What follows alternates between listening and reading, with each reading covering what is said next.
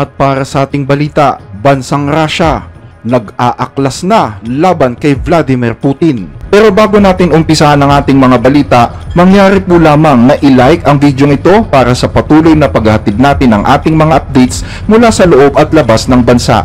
Malaking tulong po ang inyong like para sa aming mga content creator. Maraming salamat po mga kababayan.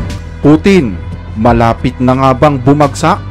Ngayong araw ay hatid namin sa inyo ang isang nakakagulat na kaganapan mula mismo sa loob ng Russia. Isang katotohanang pilit itinatago ng pamahalaan sa Kremlin. Libo-libong mamamayang Russians ngayon ang tumatakas na mula sa kanilang bansa. Ayaw nang pasanin ang bigat ng digmaan at panunupil doon. Ang mga sundalo ay tumatakas mula sa mga front lines, habang ang mga sibilyan ay naghahanap ng kanlungan sa mga karatig bansa para makaiwas sa mapaniil na rehimen. Ang lumalawak na alon ng migration na ito ay malinaw na nagpapakita ng unti-unting pagbagsak ng pamumuno ni Putin.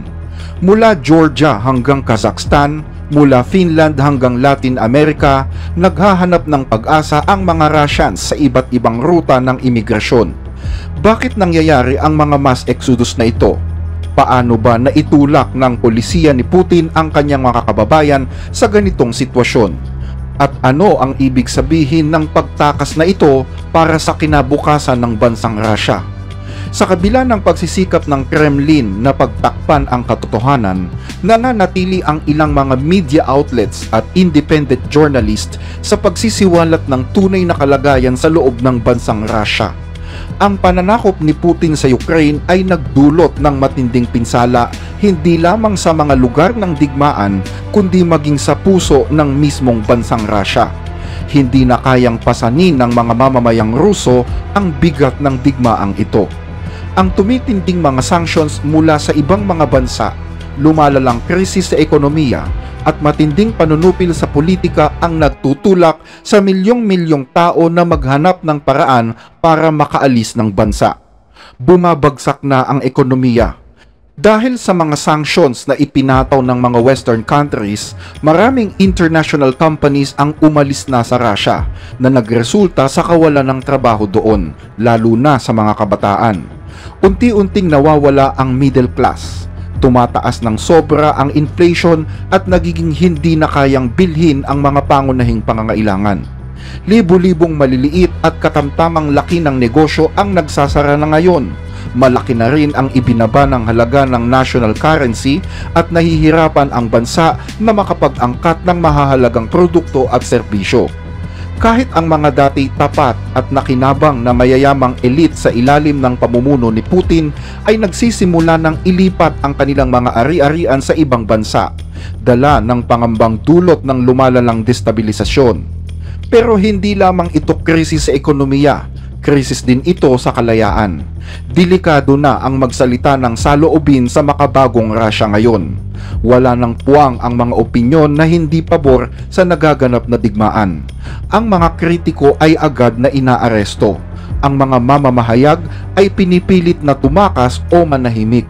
Natatakot na ang mga tao na magsalita kahit sa loob pa ng kanilang sariling tahanan.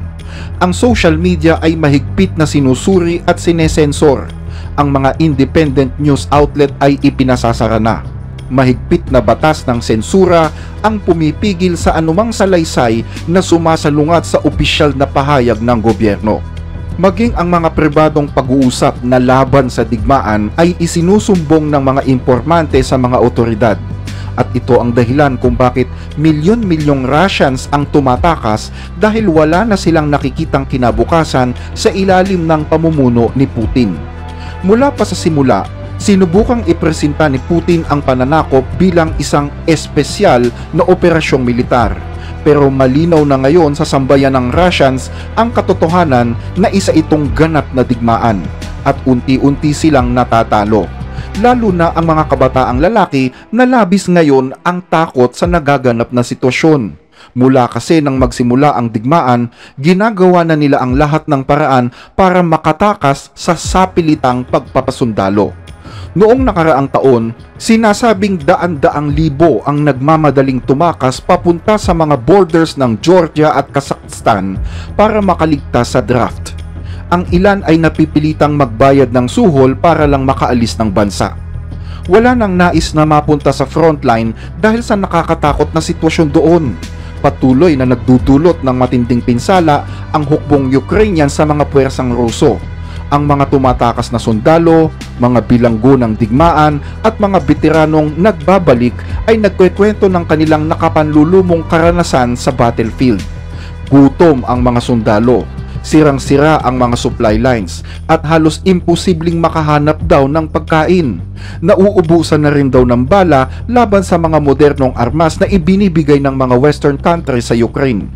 Ang mga sundalong Ruso ay napipilitang lumaban gamit ang mga luma at sira-sirang kagamitan. Halos walang serbisyong medikal.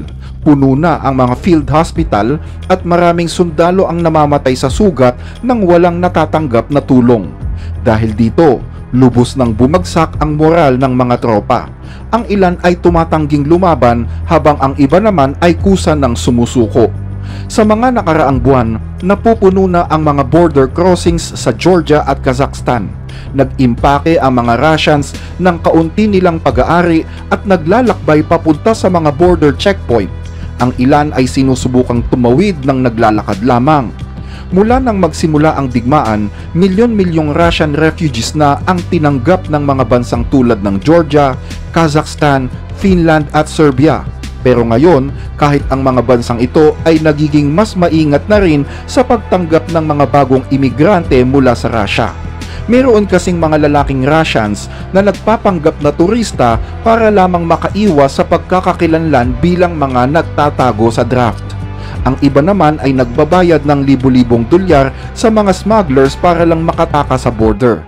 Ganon na lamang ang kanilang depresyon na ang ilan ay ibinebenta na ang lahat ng kanilang mga ari-arian para lang makatakas sa kanilang bansa. At hindi lang sila tumatakas patungo sa mga karatig bansa. Meron ding mga umaabot hanggang sa Latin America at maging sa Africa. Araw-araw, daan-daang tao sa paliparan ng Moscow ang bumibili ng one-way ticket paalis ng Russia. Iniwan nila ang kanilang mga tahanan, pamilya at buong buhay. Para sa kanila, mas mainam na iwan ang lahat kaysa manatili sa ilalim ng pamumuno ni Putin. Hindi na naniniwala ang mga mamamayang Russian sa kanilang pamahalaan. Noong una, milyon-milyon ang sumusuporta sa digmaan dahil sa mga propaganda ng Kremlin. Pero habang dumarami ang mga namamatay, nagsisimulang questionin ng maraming pamilya ang tunay na layunin ng digmaan. Pinakamalaking takot ngayon ni Putin ay ang tuluyang pagkawala ng suporta ng publiko, kaya naman lalong pinahigpit niya ang kontrol sa pamahalaan. May mga bagong batas na ipinapatupad para hadlangan ang mga mamamayan na umalis ng bansa. May travel restrictions na para sa mga kalalakihang nasa edad na pwedeng magsundalo. Pinalalakas ng Kremlin ang censorship sa social media para patahimikin ang oposisyon. May mga raids din na ginagawa ang kapulisan na nagdudulot ng matinding takot sa karaniwang mamamayan. Pero sa kabila ng lahat ng paninikil na ito, patuloy pa ring nakakahanap ng paraan ang mga tao para makatakas. Dumarami ang gumagamit ng mga peking dokumento at iligal na pagtawid sa borders. Tulad ng mga diktadurya sa kasaysayan, muling nabubuhay ang mga underground networks na tumutulong sa pagtakas ng mga tao. Sa kasaysayan, ang mga digmaan ay palaging nagdudulot ng malawakang migrasyon. Pero ang lawak ng exodus na ito ngayon sa Russia ay halos wala daw kapantay. Ang Russia ay isang superpower na bansa, pero ang mga mamamayan dito ay tumatakas ng maramihan sa loob lamang ng maikling panahon. Ang pinakamalaking sandata ni Putin noon ay ang suporta ng publiko, pero ngayon mabilis na daw itong naglalaho. Kung magpapatuloy ang alon ng paglikas na ito, ang pagbagsak ay maaaring hindi lamang maganap sa lugar ng digmaan, kundi sa loob mismo ng mga pader ng Kremlin. Ano sa palagay mo? Magagawa ba ni Putin na pigilan ang milyon-milyong mga mamamayan sa kanilang pag-alis?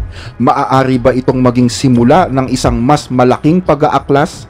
Regular naming binabasa ang inyong mga comment, kaya huwag mag-atubiling i-share ang inyong opinion sa mga napapanahong issue. Hanggang dito ang ating mga balita.